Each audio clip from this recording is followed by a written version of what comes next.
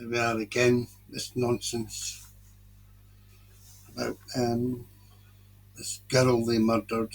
I say they, because now it looks like there's more. And this guy called Jim King is cashing in on it. He's familiar too. Getting looked into.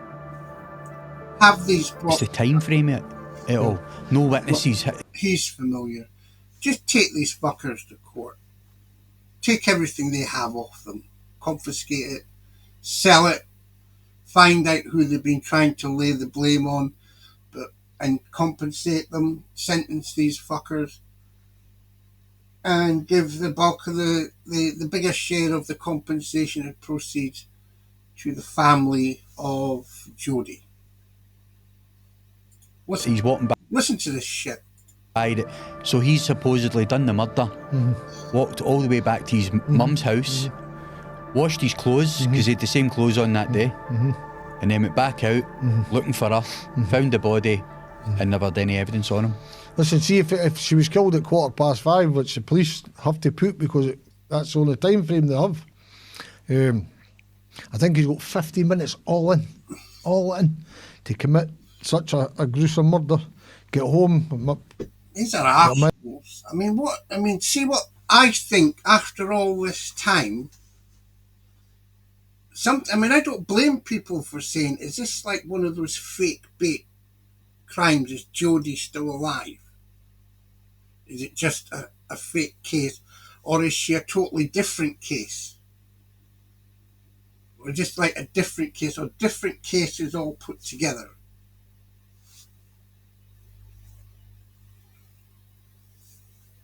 It still amounts to torture, and I'm one of the victims.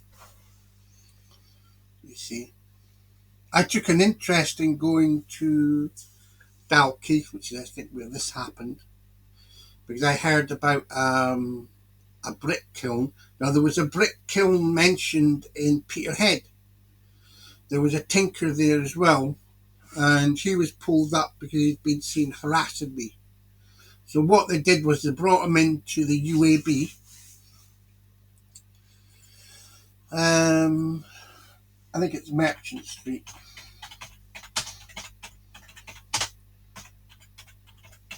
Peterhead. And they were always after me, these fucking creeps. And they're running the child abuse inquiry, actually. Even Lady Smith. See, when I go to these inquiries, I see female impersonators. I don't see women a lot of the time. It's very rare for me to see an actual female, or I was going to say legendary, I fucking doubt it, Lady Smith.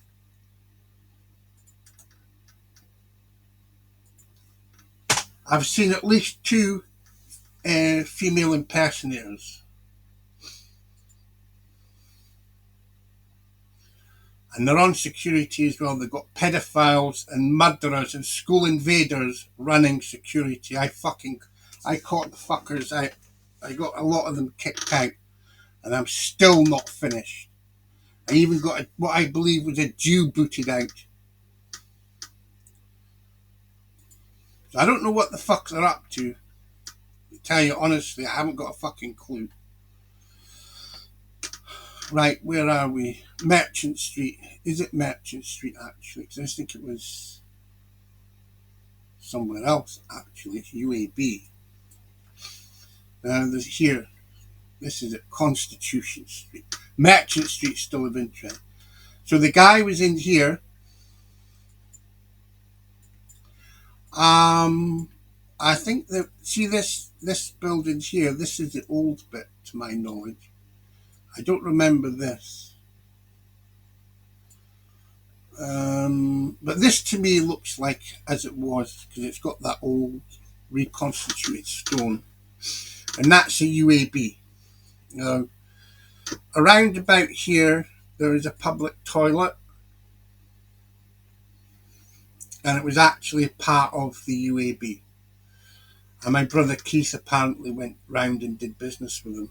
He was a tinker or tramp, and he was always on the run. That needs some attention. I don't know if it's privately owned now, if it's still owned by the graveyard. But anyway, I think it was this end, either that door or further along. But they mentioned the brick kilns. I heard about a brick kiln, and it was an ancient kiln, an old kiln. It won't be. It might be an ancient or based on an ancient foundry, but I think it would have been at a time when they started using bricks more so. Maybe 300 or 400 years or more. If I took an interest, because they also said it was part of a monastery. Okay, so the monks with their ways of raising cash, these religious people are very good at, yes, right, we need to raise funds. Now, someone like me and you would go out and probably break our back trying to get the work. We need to save money up. Others, like these fuckers here, rob you of your senses. At least that's what the religious people do anyway. So they get handouts, get money for nothing, and then they invest it, and then they sell you back your investment. So you don't actually get any returns other than what you pay for. So you pay for the production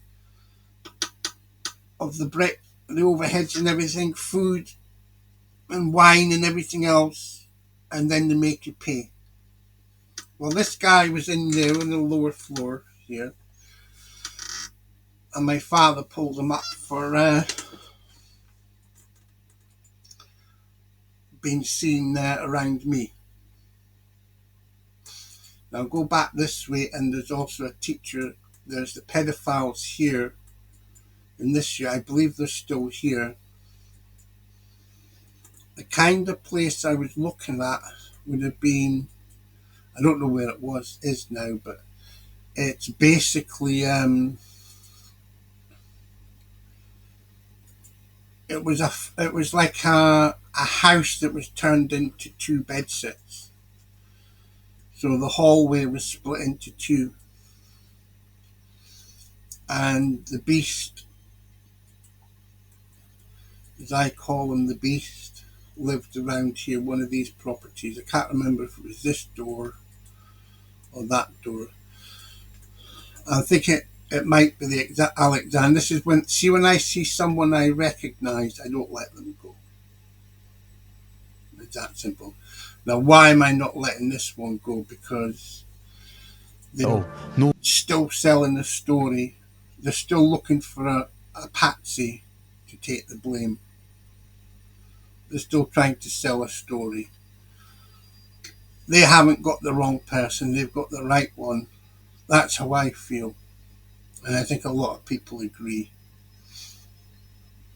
If there are others involved, then it was Luke Mitchell and the others.